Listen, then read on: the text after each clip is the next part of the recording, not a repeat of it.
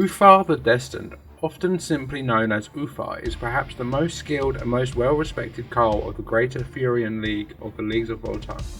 As the most accomplished hero of the Greater Furian League, Carl Ulthar is marked for greatness. Few can assess the foe as swiftly or mercilessly as Ulthar, and once he has his enemy's measure, he soon cuts them to pieces with the glowing plasma edge of the blade of the ancestors. Ulthar, who calls the kindred of Votan on the whole world of Destined Gate his home, is the victor of the Dead Star campaign and the slayer of Gorbrak, the Iron Beast. Yet it is said his greatness and most important deeds still lie ahead of him.